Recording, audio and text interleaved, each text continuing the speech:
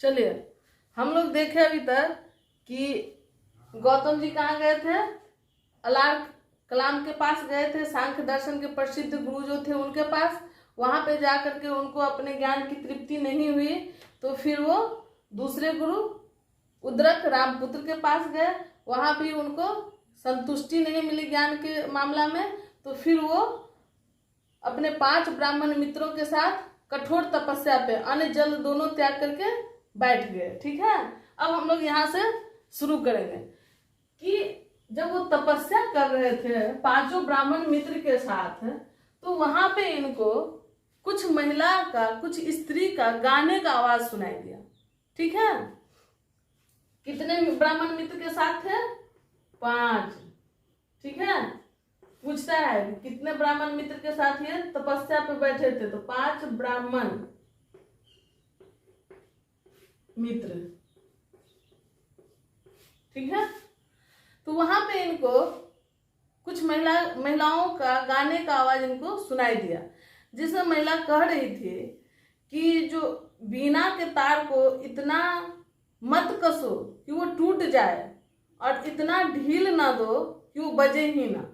ठीक है, तो उनको इस आवाज से, इस वाक्य से बोध हुआ कि इसका मतलब है कि मध्यम मार्ग है ना, तो जीवन में कुछ अगर चाहिए तो मध्यम मार्ग ही सही है। वहीं इनको ज्ञान की प्राप्ति हो गई, उन्हीं महिलाओं के वाद में उनको ज्ञान प्राप्त हुआ और वो उसी ज्ञान को प्राप्त करने के बाद अपनी जो कठोर तपस्या थी तो वो उन्होंने तोड़ दिया, जिसके लिए उनके जो ब्राह्मण मित्र थे वो काफी क्रोधित भी हुए और उनसे अपनी दोस्ती खत्म कर लिया। बोले कि नहीं, इनके साथ हम नहीं जाएंगे, इनके कहने पे हम अपना तपस्या नहीं तोड़ेंगे। खैर, उनकी जो तपस्या टूटी तो वो उस समय जो अपना भोजन छोड़ दिए थे, पानी छोड़ दिए थे, उस समय सबसे पहला भोजन वो सुजाता नाम की एक किसान जो थी, किसान था, उसकी पत्नी थी सुजाता, जिसके हाथ का बना हुआ खीर खा करके अपने तपस्या को तोड़े थे। तो पूछता है किसके हाथ से बना हुआ खीर खा करके गौतम जी ने अपनी तपस्या तोड़े थे, तो गौतम जी ने सुजाता, ठीक है, सुजाता नाम की महिला, ये कहाँ पे, बोधगया में, उरुग्वेला में थी, वहीं पे इनके अब हाथ का बना हुआ खीर खा करके अपना तपस्या तोड़े थे। तो उनको मध्यम मार्ग का ज्ञान कहाँ से हुआ, तो महिला के बात, कहीं बात देता है कहीं गाना, है ना, तो महिला के गाने या बात करने के सिलसिला से उन्हें मध्यम मार्ग का ज्ञान हुआ। मध्यम मार्ग, अब इसी मध्यम मार्ग पे वो विचार विमर्श करने लगे और फिर अपने चिंतन प्रणाली को दूसरे तरीका से शुरू किए। अब खाना पीना भी साथ में खाते थे और चिंतन भी करते थे। इन्होंने जो चिंतन प्रणाली प्रक्रिया शुरू किया तो 35 वर्ष के अवस्था में इनको, ठीक है,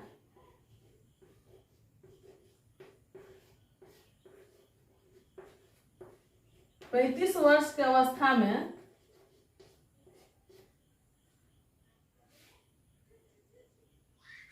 बोधगया में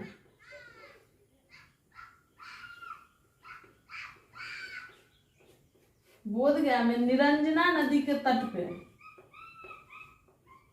निरंजना नदी जो वर्तमान में फल्गु नदी है, जिसपे रबर डैम बना हुआ है। हाल ही में नीतीश कुमार जी गया में जो रबर डैम का उद्घाटन किए हैं वो यही निरंजना नदी, प्राचीन नाम इसका है और वर्तमान नाम फल्गु नदी है। उसी निरंजना नदी के तट, बोधगया के निरंजना नदी के तट पे पीपल पेड़ के नीचे, पीपल का पेड़ था, पीपल पेड़ के नीचे इन्हें 35 वर्ष के अवस्था में ज्ञान की प्राप्ति हुई। ठीक है, तो पूछता है ज्ञान की प्राप्ति कब हुई? 35 वर्ष की अवस्था में बोधगया में निरंजना नदी के तट पे पीपल वृक्ष के नीचे गौतम जी को ज्ञान की प्राप्ति हुई और तब से ये बुद्ध कहलाए। ठीक है, तो बुद्ध कब कहलाए? 35 वर्ष की अवस्था में ये बुद्ध कहलाए। ठीक, इस बात को समझ गए।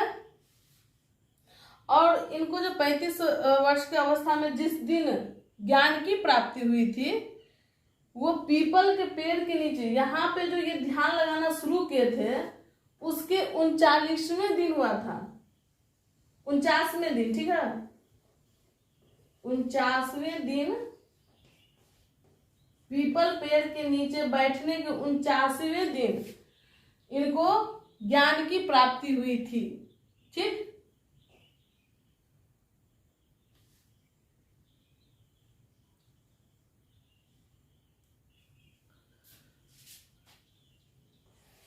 अब इनको बुद्ध और तथागत,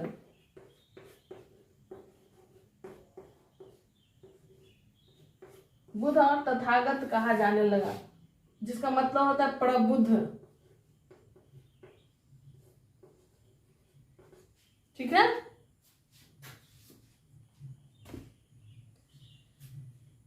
अब प्रबुद्ध किसे कहते हैं? जिसको ज्ञान की प्राप्ति हो जाए। ठीक है, तो बुद्ध को, गौतम जी को अब क्या हुआ? ज्ञान की प्राप्ति हो गई, इसीलिए वो बुद्ध कहलाए, तथागत कहलाए और प्रबुद्ध भी कहलाए। ठीक है, तो इतना अब हम लोग समझ गए कि गौतम बुद्ध को ज्ञान की प्राप्ति कब हुई, कहाँ हुई, कैसे हुई। ठीक है, अब आगे हम लोग देखेंगे कि इस ज्ञान को ये कैसे फैलाते हैं। चलिए हम लोग देखते हैं। बोध गया जो हम लोग देखे, वो बोध गया वर्तमान नाम नहीं है, सॉरी, वर्तमान नाम बोध गया है। ये पहले का नाम उस स्थान का उरुगवेला था, उरुगवेला। उरुगवेला नामक स्थान पे, निरंजना नदी के तट पे, पीपल पेड़ के नीचे, ठीक है, उनको ज्ञान की प्राप्ति हुई। उनके ज्ञान के प्राप्ति के कारण ही उरुगवेला को बोध गया नाम दे दिया गया, बोध गया। ठीक है, उरुगवेला क्या बन गया? बोध गया। गौतम बुद्ध को ज्ञान देने का जो स्थल वही था, इसलिए उसका नाम बोध गया पड़ गया। चलिए अब हम लोग देखेंगे कि ज्ञान प्राप्ति के बाद उन्होंने क्या किए। तो ज्ञान प्राप्ति के बाद सबसे पहले सिद्धार्थ उन 5 ब्राह्मण मित्रों को सारनाथ में जाकर के ज्ञान दिए। उरुगवेला से वो कहाँ चले गए? सबसे पहले सारनाथ, और वहां पे उन्होंने उन 5 मित्रों को, जो ब्राह्मण मित्र पहले जो जिनको वो तपस्या करते हुए ये अपना तपस्या तोड़ दिए थे और सुजाता के हाथ का खीर खा लिए थे, तो वही मित्र को फिर से वो 5 मित्र को ये सारनाथ में मिले और वहां पे ये अपना प्रथम उपदेश दिए।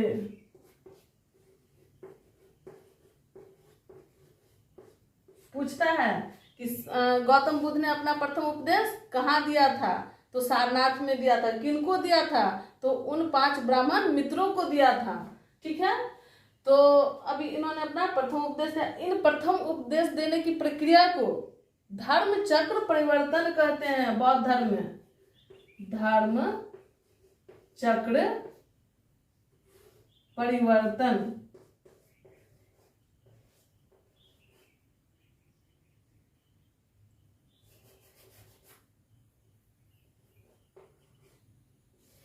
ठीक है, इसको धर्म चक्र परिवर्तन कहते हैं।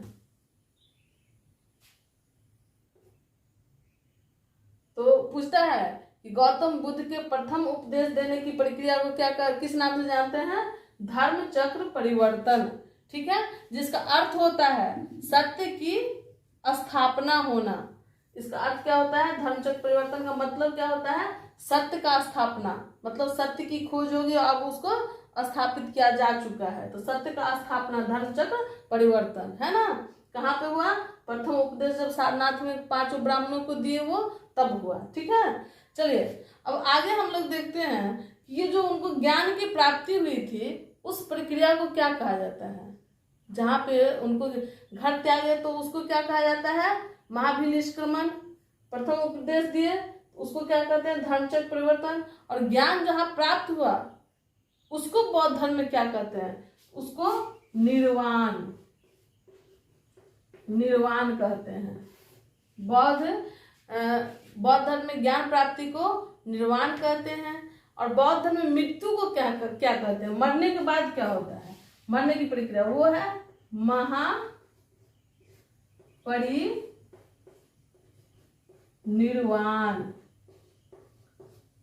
तो इस बात पे ध्यान दीजिएगा कि जो मृत्यु होता है तो उसको कहते हैं महापरिनिर्वाण, ठीक है,